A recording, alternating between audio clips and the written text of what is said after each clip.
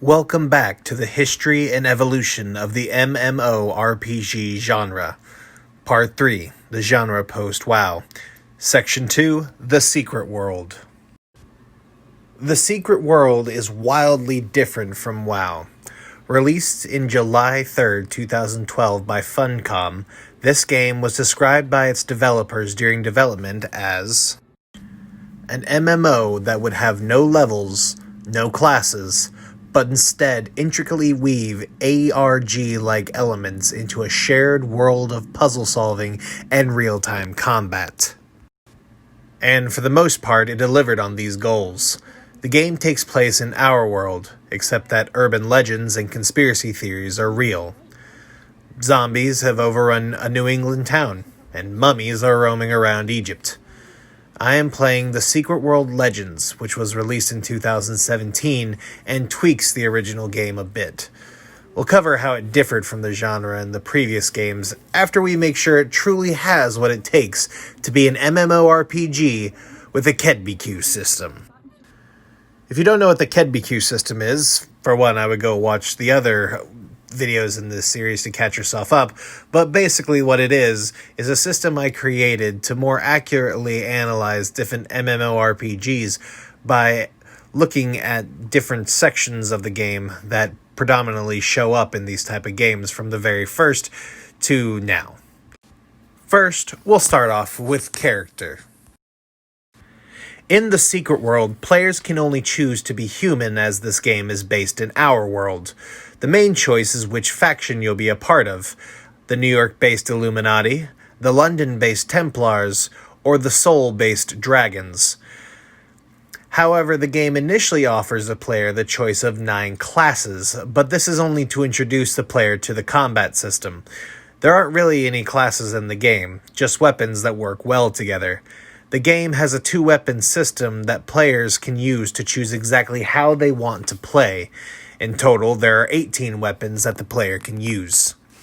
As for the player's effect on the world, you play an agent of whichever faction you joined, and you can rise through the ranks, but you will always be a field agent. You're never going to be in charge of the Illuminati or the leader of the dragons. Moving on to economy, there is an auction house in the Secret World, but it's not as focused on as in other games we've looked at, basically because the crafting system isn't as fleshed out as those games had. Moving on to dungeons.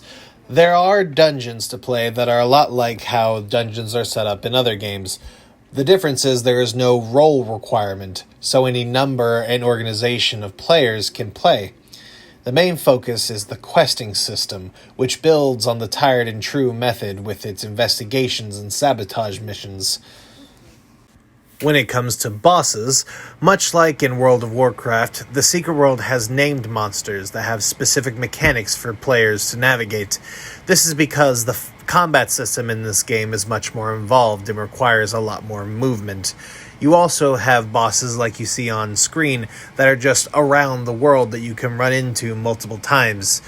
The prize for beating these are usually just better loot, whereas the bosses in dungeons and raids will have some of the best loot. And in our competition section, there's not a huge focus of PvP in this game. The only real PvP is a 24/7 war zone, where the 3 factions fight it out for control of points that give the whole faction a buff. But outside of this, there really isn't anything. You can't fight each other out in the world, and there's no duel system, so the war zone is really all you get. There's a similar story with Endgame. The endgame in Secret World is kind of the weak point of the MMO. In the original Secret World, there were a few raids, but in Secret World Legends, only one has made the travel over. And outside of that one raid, the only other thing really to do is grind for better gear or work on leveling up your skills in other weapon types. And last but not least, what does the world look like? This game takes the more traditional approach of having large areas that are separated by load screens, as well as instances inside buildings also behind load screens. This makes the game feel more akin to EverQuest 2 rather than World of Warcraft or Lord of the Rings Online. Welcome to the time when I talk about the user interface and the game feel. So, Secret World probably has the most different game feel from any of the games that we've played so far. I'll go over my usual list of things, but the first thing I wanted to talk about was the movement this time. Mostly because it's the most different from other MMOs. So right now, my camera is focused on that circle crosshair, if you can see it. That's how the game usually is. I have to press my Alt key to get it to go to a regular mouse key. And this way I can actually go around and click on my menus and whatnot. But for the most part, I'm in this kind of always in control of the camera thing. I still move with the WASD key, but the reason that this camera is like this is because of how the combat is. Instead of being able to click on the skills down there in the bottom, you pick out skills to go with your 1, 2 keys, your Q, E keys, and your left and right trigger buttons on your mouse. The reason for this is because the combat is a lot different from other games. So look at this, right now I'm using my mouse keys to use these keys. The reason that you use the Q and E is because that's right next to where your movement keys are. And the game wants there to be as much of an opportunity for you to move as possible. If you remember from any of my other gameplay moments, I wasn't moving nearly this much. I'm about to die.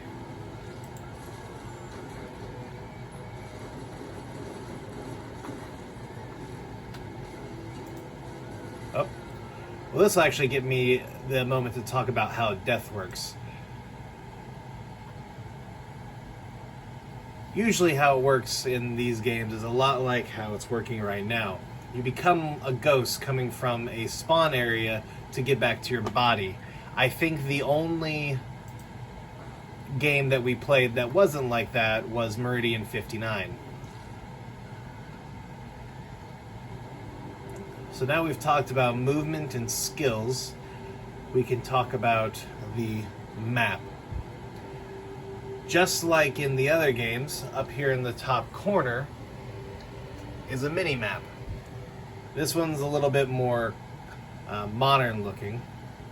Switch off my key.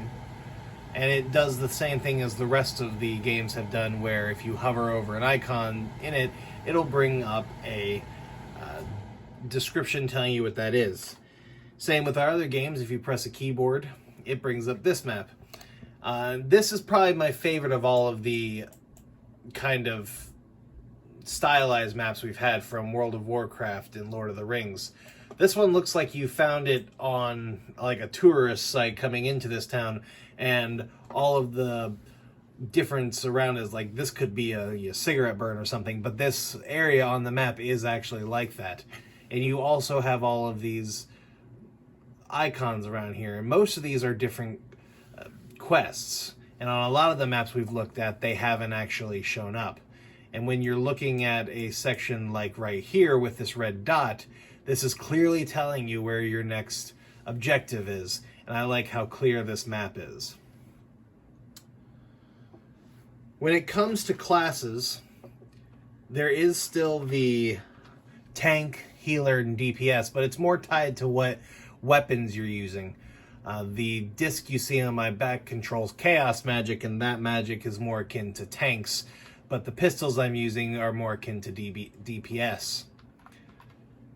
It made it to where the game wanted you to pick whatever weapons you're most comfortable with and not have to really worry about conforming to any specific classes. As far as items go, it's a lot like how everything else has been, although you do have way less to equip, with only a head, a charm, maybe a belt, and a couple of rings, including your weapons. And you can upgrade all of these in the same window. They condensed pretty much all of the item management into your character sheet, which I kind of like the streamlined version. Finally, we have talking to NPCs, and I probably won't actually sit through the whole thing, but in here you have these NPCs that have symbols next to them if you can accept their quests. talk to Miss Annabelle here. When you do this, you can pull up what their quests are, and you can switch between them and even do dialogue. But you will see a little description here, and then if you click on this button talking about what the mission is, it will go into a cutscene predominantly. And these cutscenes are fully acted out and animated. If you're watching the B-roll, the beginning of that is actually a cutscene, so you can see kind of how it works. And they're actually very well written.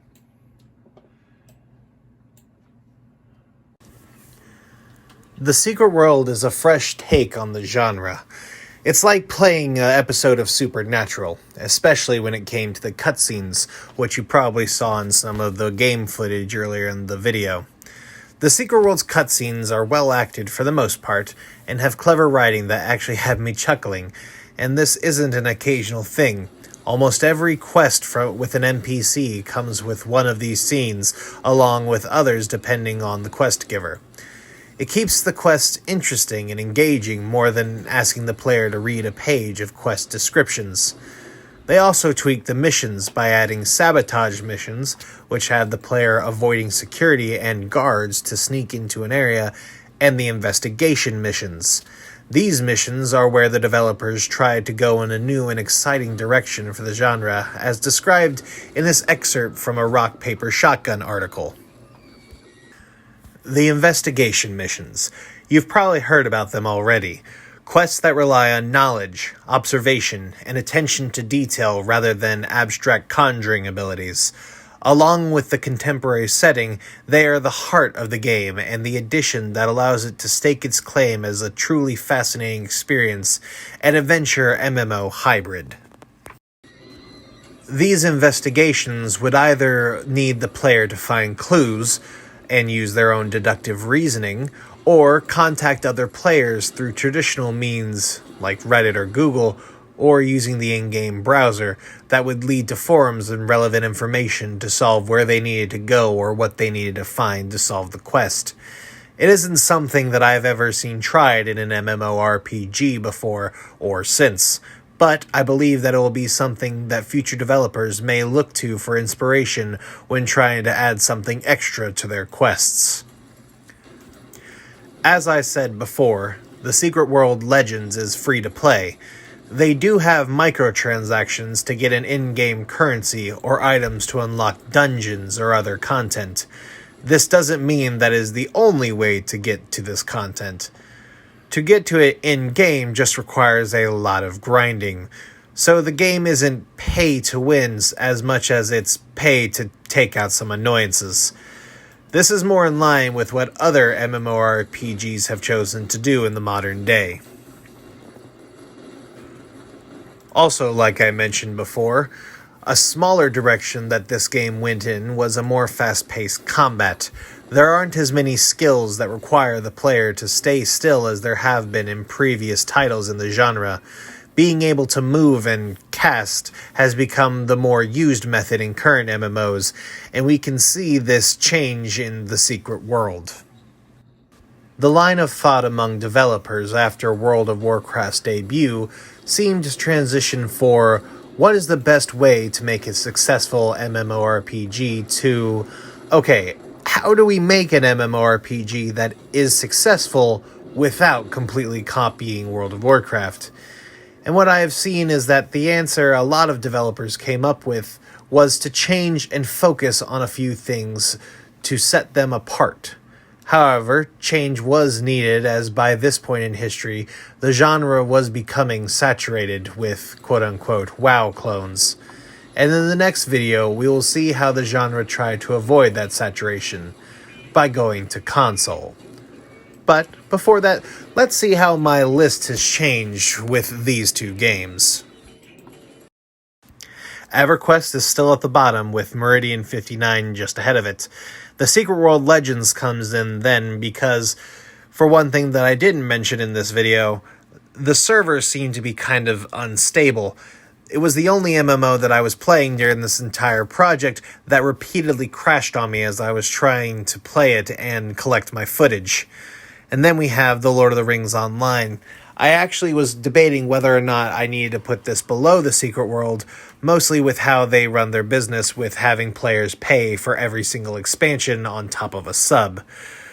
But because it is free to play and you can get to the end game completely free, I decided it deserved to be above the secret world, mostly because, like I said, the server was stable and I did have more fun playing it over the secret world. Above that, everything has stayed the same. EverQuest 2 still in third, World of Warcraft in second, and Final Fantasy XIV in number 1. If you want to see any of the articles or references I've talked about, the links will be in the description. I'd like to thank you again for watching this video. This is the end of part 3, and in the next video we'll be starting part 4, the last part. I hope that you'll go watch that video. But for now, I'd like to say, please like and subscribe, and thank you for watching. Goodbye.